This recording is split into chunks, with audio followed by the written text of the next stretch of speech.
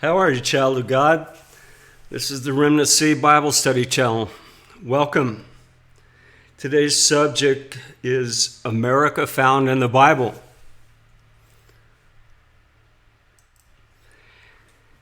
And America is not mentioned by name, but her characteristics and geographical location is mentioned by Isaiah in chapter 18. And this is an interesting chapter. It just kind of pops up out of nowhere. And it seems as if it's kind of separate from, the context of the rest of the book. But I want to prove to you today that the entire chapter 18 of Isaiah is speaking about the United States. So let's get right into this. Woe unto the land shadowing with wings. And all these words I've got darkened are phrases of interest. Which is beyond the rivers of Ethiopia, that sendeth ambassadors by sea, even the vessels of bulrushes upon the water, saying, Go, ye swift messengers, to a nation scattered and peeled, to a people terrible from their beginning, hitherto, a nation meted out and trodden down, whose land the rivers have spoiled. Now I'm going to go over all these phrases and try to elaborate on them and try to prove this case that Isaiah is speaking about the United States. So, shadowing with wings, this is an interesting phrase, and it could mean a lot of things, but I'll go into the two main ones that I believe that it's speaking about. And this could be a reference to Kitty Hawk, land shadowing with wings. Think of all the airplanes that fly over this nation in one day.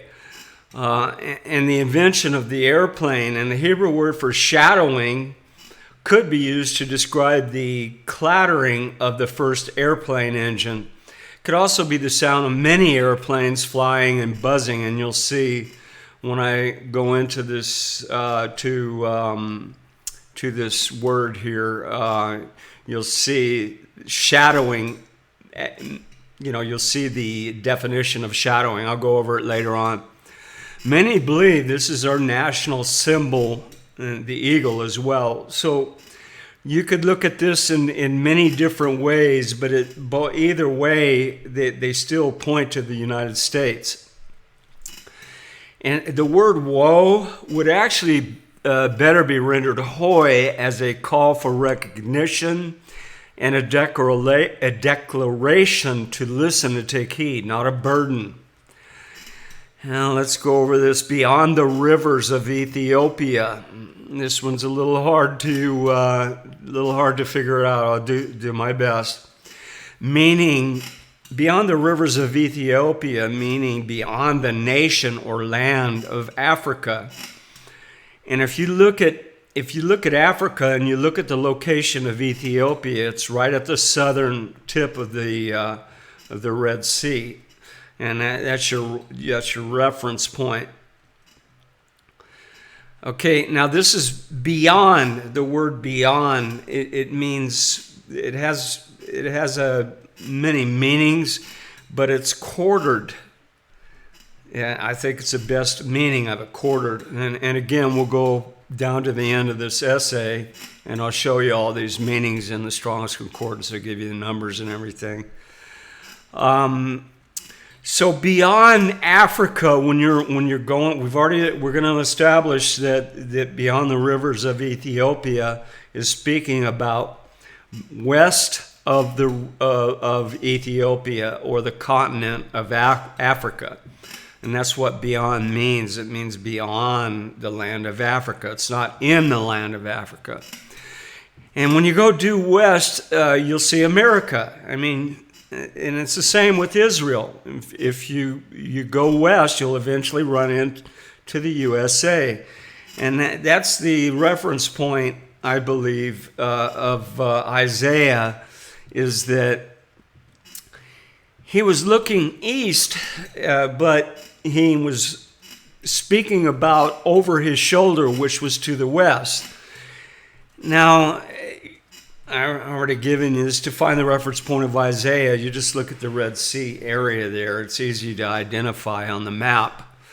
And I was going to put a map up on this video, but it's very self-explanatory. When you go west of Africa, you run into the United States. So yeah, all you have to do is establish a reference point of Isaiah. So when you look at a map, the top is north, the bottom is south, the right is east, and the left west. Not so with the Israelites or the Asians. They faced the sunrise. They looked eastward. And before meant east. Behind or beyond meant west.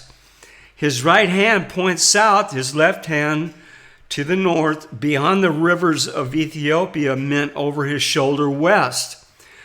With Isaiah standing in Jerusalem facing the sunrise and describing the land beyond the rivers of Ethiopia, you're going to run right over northern Africa until you hit America. Okay, so that's a pretty well-established point there, and I don't think there's any, you just can't, there's no other nation that is west of Africa, unless you're going, if you go south, you go to Brazil, but this fits America to a T, and then all their other circumstantial evidence I'm going to point out to you. Now let's go to this phrase, ambassadors by the sea. Now, America is the greatest ambassador for Christ the world has ever seen. We send ambassadors of peace throughout the world. As Americans, we've spread the gospel of Christ more than any other nation, and we truly are ambassadors for Christ. We've also fed and clothed more people than any other nation in history, beloved, bar none. And we produce enough food to feed the entire world.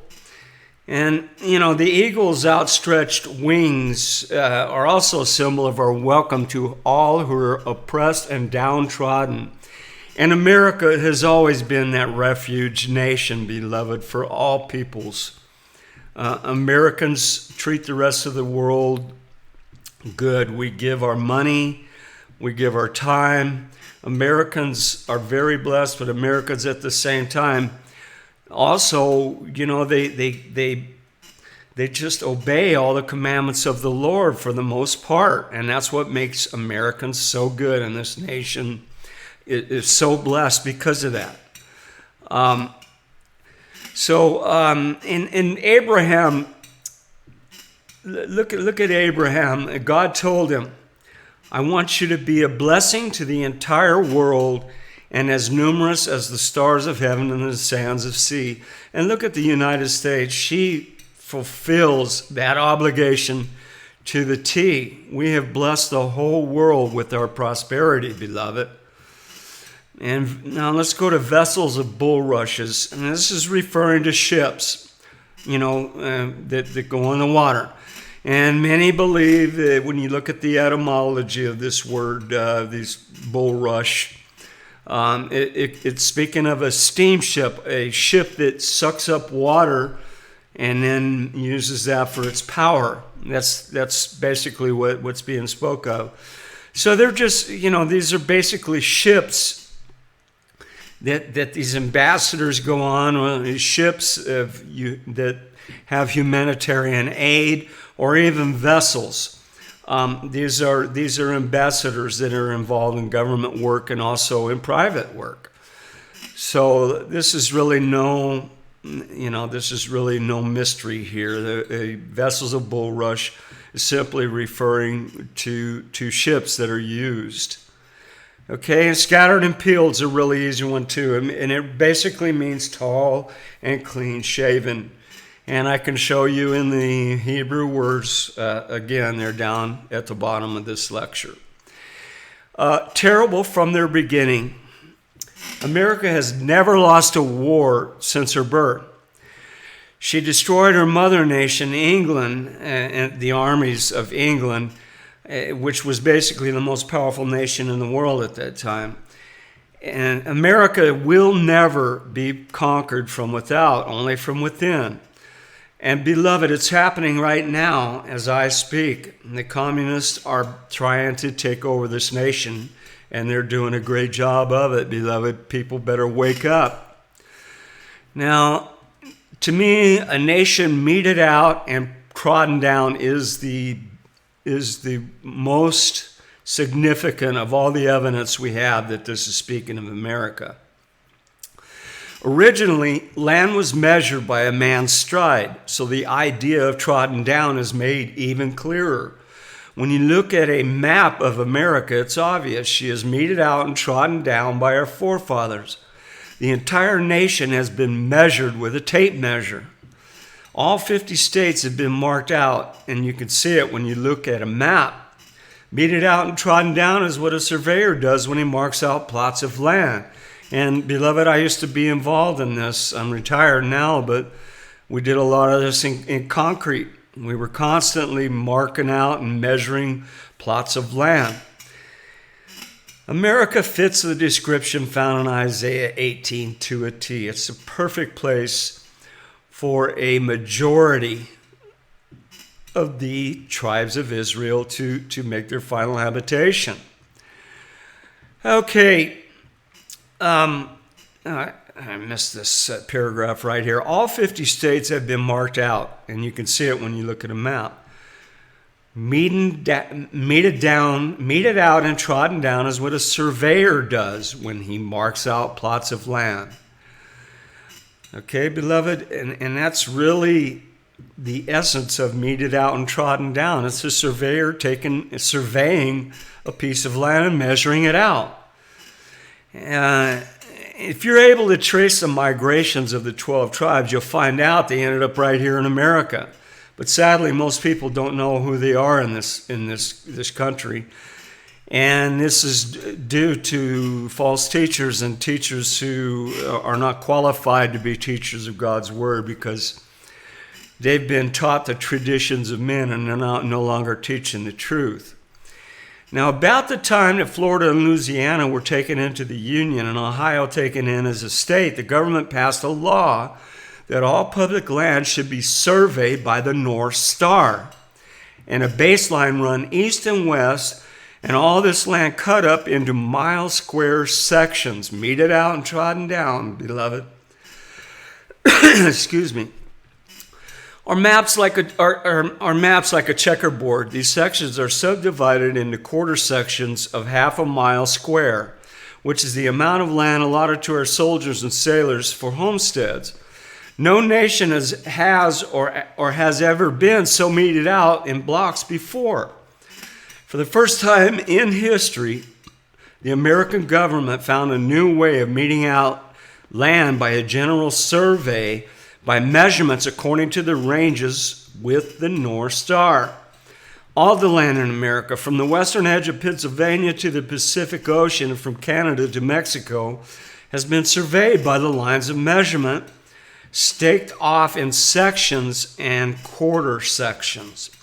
The state of Florida, which came into the Union about 1845, after the law of general surveys had been passed, is thus surveyed into sections.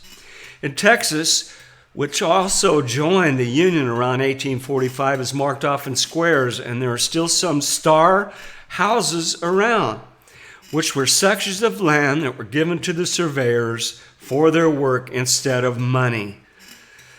And the prophet Isaiah prophesied that America would become a nation some 2,600 years before, beloved, and that's only God can do that. Now let's go over whose land the rivers have spoiled. And this is really hard. The English translation is really not very good, beloved. Is there any land on the earth in Europe, Asia, Australia, anywhere in the world quartered by rivers? No. The Mississippi River began near the Canadian border and cuts right down to the Gulf of Mexico, dividing our land into halves. On the western coast is the Columbian River. Follow it upward to its junction with the Snake River. Follow that upward into close proximity with the source of the Missouri, which starts in Montana and meanders eastward to the Mississippi, diving dividing the West into halves. I misspelled that right there. Yikes. And follow the Ohio eastward to Pittsburgh and its junction with the Monongahela that runs by the McKeesport, then follow eastward I'm not even going to try to pronounce that, beloved. We're at Glencoe, PA, Pennsylvania. And then it becomes the Castleman, and then go upstream until Wills Creek branches off and takes its source where the Potomac begins and runs to the Bay and the Atlantic. And you have the eastern half of the nation divided into two. The whole land is quartered by rivers. You cannot find any other land on earth divided into four sections like this: north, northwest, southeast, southwest, by rivers. And this can only be applied to the United States, beloved. Now, Isaiah 18 at the end goes and reiterates some of the same statements, and I'm going to read this. Isaiah 18:7, and it's just mentioning the same characteristics. And I believe this is for emphasis. In that time shall the present be brought unto the Lord of hosts, a people scattered and peeled, and from a people terrible from their beginning hitherto, a nation meted out and trodden down underfoot, whose land the rivers have spoiled, to the place of the name of the Lord of hosts, the Mount Zion. And I believe this is basically saying that these people are going to be Christians in this land. And America has never been conquered, and she never will be conquered. And I believe this is saying that. She's never going to be conquered hitherto, even up till this time right now and even to the future. Now, God would be remiss if he forgot to mention the greatest nation that ever existed in his word to us. And that, to me, beloved, that is like, how on earth could God write the whole Bible through men, have men pen it, and then forget about the greatest Christian nation that ever existed? This amazes me that people that say they're Bible scholars and sit there and tell you America's not mentioned anywhere in the Word of God.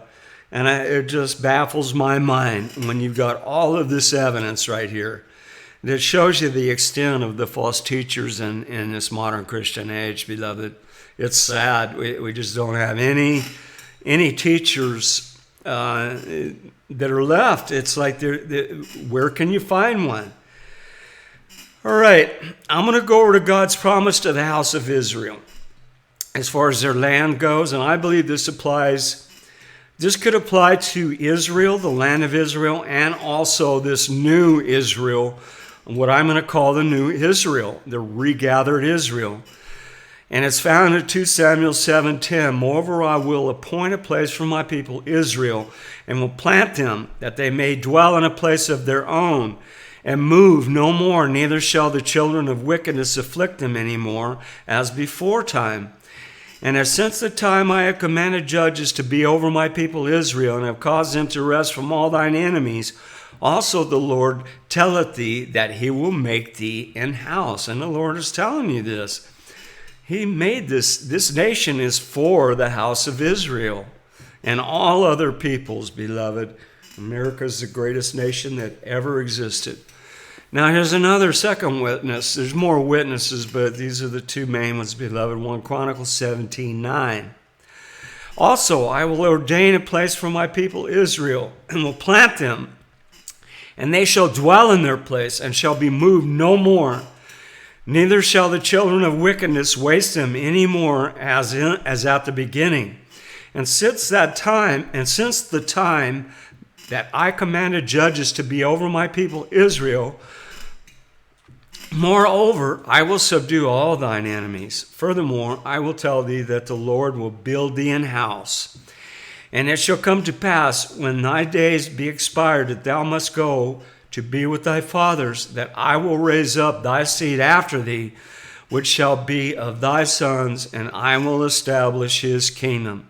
The Lord said it right here. He would establish this kingdom, this United States of America, the greatest Christian nation on the face of the earth. The Lord said it, and the Lord did it, and I believe it. I believe there's enough evidence to confirm that Isaiah 18:1 is speaking of America, and I'm going with it, beloved. If you disagree, show me another nation that fits this description west of Africa. America is regathered Israel. God promised them a land, and America and Israel are that land, beloved. And when you trace the migrations of the 12 tribes of Israel, you'll find out a good majority of them are right here in America.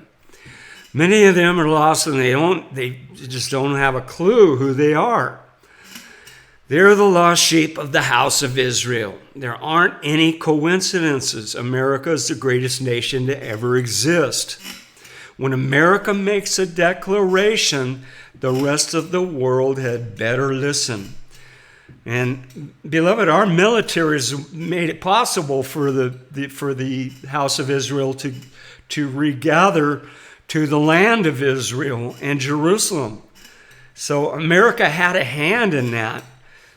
Okay, and then America decided once America figured out who she was, she had the power to decide her own destiny, which is controlled by God. And make no mistake about it, beloved. Isaiah 18:2. I want to go over this again. All ye inhabitants of the world and dwellers on the earth, see ye, when he lifteth up an ensign on the mountains, and he is the United States. And when the USA, blow at the trumpet, you better listen. And this is a warning to all nations on the earth. America's a good nation, but don't mess with her. And Matthew 10:6, but go rather to the lost sheep of the house of Israel. Go rather to America. Matthew 15:24, but he answered and said, I am not sent but unto the lost sheep of the house of Israel. And here we have these characteristics. There's basically 8 of them, beloved. And I line them out here for you. And now here's all your words. There's all the Hebrew meanings. And we got shadowing. And as you can see, it's like a clamoring, or a cymbal, or locust making noise. It can mean many different things. And if you think of the noise of an airplane, it almost sounds like a locust or a description of this word, shadowing. It's an interesting word. And beyond, Eber, across or beyond, side, and it kind of matches up. My meaning for quartered or divided the land is found within the meaning of this word. And it's a region across. So when you're looking over the rivers of Ethiopia, beyond the rivers of Ethiopia, this is a good explanation, even in the Hebrew. And mete it out. It means to measure, to estimate, to bear up. Basically, you're there, just like I said, measuring it out. Trodden down almost means the same thing as meted out, as you can see in the meaning there. Okay, and then, we got another trodden down. It's a derivative, and it's kav. And it's a line. It's a measuring line. It's like a line on a map. And look at the United States. It's just divided by lines in every state, 50 states. Scattered. To draw to, and it's basically, it means, it can mean to be tall, stretched out, or extend. And that's where I get the tall and clean shaven, scattered and peeled. And peeled, it means obstinate, independent, peeled. And peeled can basically just mean polished or shine, or like your face when it's shaven. Okay? Actually, after you shave, which I got a 2-dayer going here, right after you shave, your face is basically shiny. Mine is. And America basically is, our people are obstinate. We're independent. We don't like anybody telling us what to do, and that's a perfect description of us. America wanted her independence from England, and she got it. She's obstinate, i.e. independent, and peeled. And let's go over this again. When America blows the trumpet of war, you better listen, because we're coming for you. Don't mess with her. Okay, now I'm going to go over these verses here, and I believe these are describing what the Lord will do to the people that mess with America. Okay? And let's look at this declaration. And this is Isaiah 18:4. For so the Lord said unto me, I will take my rest, and I will consider in my dwelling place like a clear heat upon the herbs, and like a cloud of dew in the heat of harvest. This is a declaration from God. And he's in his rest, and he also gave that same rest from our enemies to America. Isn't that's kind of cool? I love that. Now, I believe the verses below describe how the USA makes quick work of her enemies. And verse 5 is referring to verse 2 and 3. And the key word is he. And this is a transitive verb, and it's a pronoun, right? So you have to go back to the he that's being spoken of in verse 2. For the one who blows the trumpet, and the Lord's saying, you better watch out and listen to him when he blows the trumpet. It's the same he. For the harvest, when the bud is perfect and the sour grape is ripening in the flower, he shall both cut off the sprigs with the pruning hooks and take away and cut down the branches. They shall be left together unto the fowls of the mountains and to the beasts of the earth, and the fowls shall summer upon them, and the beasts of the earth shall winter upon them. And in that time shall the present be brought unto the Lord of hosts, a people scattered and peeled, and from a people terrible from their beginning hitherto, a nation meted out and trodden down underfoot, and whose land the rivers have spoiled, to the place of the name of the Lord of hosts, the Mount Zion. America will never be conquered, beloved, only from within. That's the only way America will fall. Now he shall both cut off the sprigs in verse 5, and when he bloweth the trumpet in verse 2 and 3, basically they're the same entity. I believe it's the USA. And the verses above describe what happens to our enemies when they try to mess with it. Now, America, this is a warning to you and the people of America. Be careful what you ask for. June 25th, 1962, you want a prayer taken out of schools, you got it. January 22nd, 1973, you wanted to kill your children, abortion, you got it. Roe versus Wade. January 20th, 2008, you wanted Barack Obama? You got it. Man, what a poor excuse for a man and a president. June 26, 2015, you wanted to redefine the sacred institution of marriage? You got it, under Obama. The Lord God said, you want me out of your life? You got it. You want judgment to come to your own house and your nation? You got it. And it's here, beloved, right now. America is being judged. And the colors of God's rainbow are his and his alone. They're a covenant with his people, saying that he will never flood the earth again. And you display those homosexual colors on the White House in defiance of God, and the Lord shall have you in derision for it, beloved. And that's the end of this lecture. And beloved, don't let anybody tell you that America's not mentioned. You got it right here. You're free to use this. Send this to your pastor. Anybody. Any of my videos are free. Anything that I do is free. You're free to copy and paste. You're free to download them. It's always free. God's word should be free. And it's always free from me when I do this. I do this out of love for you and much love from my heart, from me to you.